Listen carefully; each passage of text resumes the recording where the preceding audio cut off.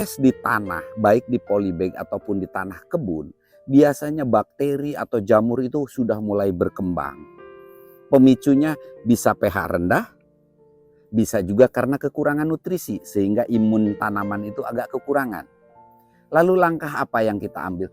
Contoh yang saya lakukan di sini, saya utamakan kontrol pH selalu dengan disiplin kita aplikasikan, baik itu dolomit atau asam humat, minimal paling telat setiap 2 minggu.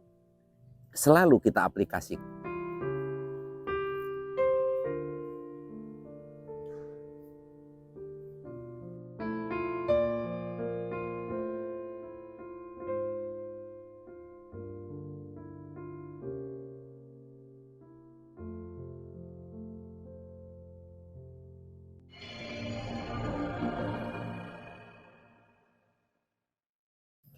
Assalamualaikum warahmatullahi wabarakatuh. Salam sehat untuk kita semua.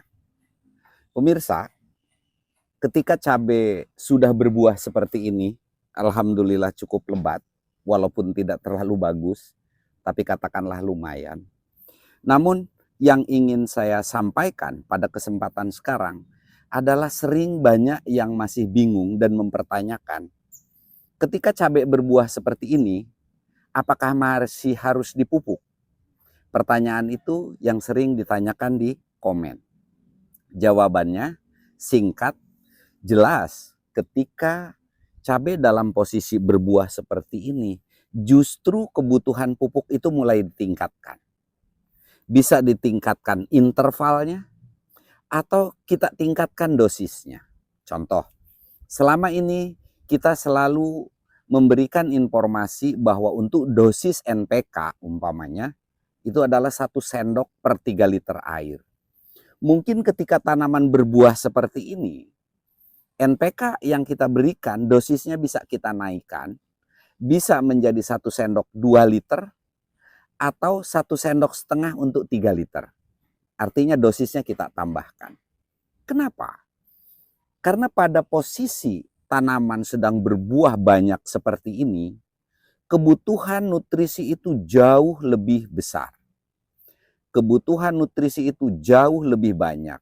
Karena tanaman memberikan makanan ke seluruh bagian tanaman ini, terutama ke buah. Kebutuhan nutrisinya itu cukup besar. Jadi jangan ragu, bisa tambahkan dosisnya atau naikkan intervalnya. Yang biasanya 1 minggu bisa 3 hari, seperti itu. Sampai buah ini siap panen.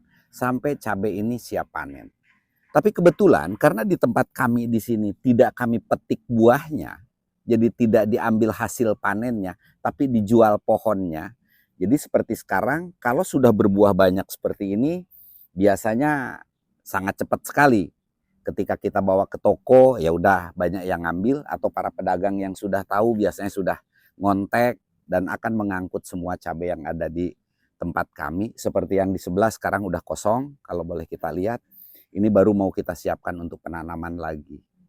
Oke, lanjut mengenai pemupukan. Lalu yang kedua, pupuk yang pas untuk ketika tanaman berbuah seperti ini, pupuk apa? Bisa kita gunakan pupuk di fase generatif, berulang kali saya sampaikan, umpamanya NPK profesional dan lain-lain. Atau NPK 16 kita tambahkan fosfat dan kalium. Jadi bisa NPK profesional kita tambahkan kalium, karena kalium itu akan memperbaiki kualitas buah, baik besarannya, bentuknya, dan lain-lain. Karena seperti kita tahu bahwa fungsi unsur kalium adalah untuk meningkatkan kualitas buah salah satunya. Jadi bisa kita gunakan NPK profesional, bisa kita gunakan NPK 16 dengan ada penambahan fosfat dan kalium, karena itu pupuk seimbang. Bisa kita gunakan pupuk buah seperti MKP, sangat banyak pilihannya. Kita tidak perlu untuk minded ke dalam satu merek produk. Yang penting kita tahu bahwa unsur-unsur itu sangat cocok untuk ketika cabai berbuah seperti ini. Itu dari sisi pupuk. Jadi naikkan dosisnya, utamakan kalium untuk meningkatkan kualitas buahnya. Yang kedua, ketika berbicara permasalahan, berulang kali saya sampaikan, ketika cabai sedang berbuah, banyak kejadian tanaman itu layu. Nah, kenapa sih tanaman ketika berbuah biasanya banyak yang layu? Pertama, biasanya penyebabnya bahwa layu itu adalah layu fusarium yang disebabkan oleh jamur fusarium atau layu bakteri yang disebabkan oleh bakteri. Tapi permasalahannya kenapa terjadinya ketika tanaman itu berbuah? Pertama, biasanya tanaman di atas 2 bulan itu baru menghasilkan buah, sehingga proses di tanah, baik di polybag ataupun di tanah kebun, biasanya bakteri atau jamur itu sudah mulai berkembang. Pemicunya bisa pH rendah, bisa juga karena kekurangan nutrisi, sehingga imun tanaman itu agak kekurangan. Lalu langkah apa yang kita ambil? Contoh yang saya lakukan di sini, saya utamakan kontrol pH selalu dengan disiplin kita aplikasikan, baik itu dolomit atau asam humat minimal paling telat setiap 2 minggu. Selalu kita aplikasikan. Karena pH rendah ini adalah sebagai pemicu untuk terjadinya, salah satunya adalah layu. Kemudian yang kedua, perkuat unsur fosfat supaya akar dan batang tanaman itu kuat ketika memasuki fase generatif. Jadi ketika tanaman berbuah seperti ini, tanaman sudah stabil. Dan hindari tanaman ini terjadi stres, artinya begini, umpamanya kita terlambat menyiram, tanaman bisa sampai kering, nah itu juga bisa mengakibatkan stres tanaman ketika berbuah seperti ini. Atau sebaliknya, terlalu basah, kita terlalu sering menyiram sampai media itu jenuh. Itu pun bisa menimbulkan busuk akar. Jadi ketika tanaman cabai seperti ini berbuah lebat dan sudah menghasilkan buah, kurang lebih hal-hal itu yang harus kita perhatikan. Kelihatannya memang ketika melihat sedang berbuah seperti ini senang, kita senang banget, dari hasil lelah itu ada hasilnya, tapi jangan salah. Kadang permasalahan yang lain yang tiba-tiba muncul itu tanpa bisa kita perbaiki kembali, salah satunya adalah layu. Berikutnya adalah terkait dengan buah. Itu pun sering kita bahas, bahwa buah bisa terjadi busuk karena lalat buah atau busuk karena patek.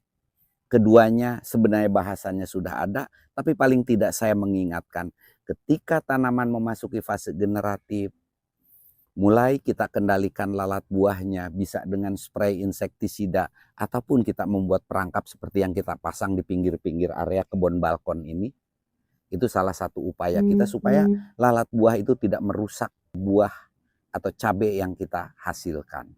Yang keduanya adalah patek. Patek diantisipasi dari awal dengan penyemprotan fungisida. Bisa Amistartop atau Nativo. Jadi jangan nunggu terkena.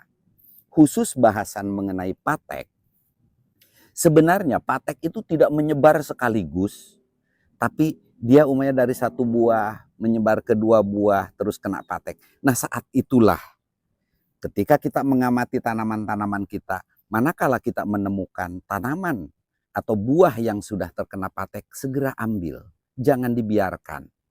Jangan sibuk lakukan penyemprotan, tapi ambil dulu. Ketika belum banyak penyebarannya, ambil kemudian kita buang dengan cara dipendam. Baru aplikasikan fungisida. Jangan biarkan bunga yang sudah terkena patek ketika belum banyak kita biarkan. Itulah yang akan menjadikan penyebaran patek ini sangat dahsyat. Seperti videonya pernah kita posting, bagaimana satu kebun cabai itu habis karena patek. Jadi lelahnya kita itu ketika di ujung mau panen akan sia-sia. Sebagai tambahan informasi sekali lagi bahwa yang kami lakukan di sini adalah penanaman cabai secara kontinu sambung menyambung, dan kita tidak lakukan pemetikan buahnya tapi dijual pohonnya. Itu yang kami lakukan di sini. Sehingga belum pernah kita memposting hasil petikan cabai di polybag. Namun karena banyak yang menanyakan, insya Allah nanti 2 polybag akan kita petik, lalu akan kita timbang berapa banyak hasilnya dari 2 polybag yang kita petik. Mungkin itu pemirsa, semoga apa yang saya jelaskan, apa yang saya informasikan ada manfaatnya untuk kita berbagi sharing bersama, belajar bersama. Saya selalu mengingatkan, saya tidak bermaksud mengajari, tapi yuk kita belajar bersama. Semoga ada manfaatnya. Billahi taufik wal hidayah. Assalamualaikum warahmatullahi wabarakatuh.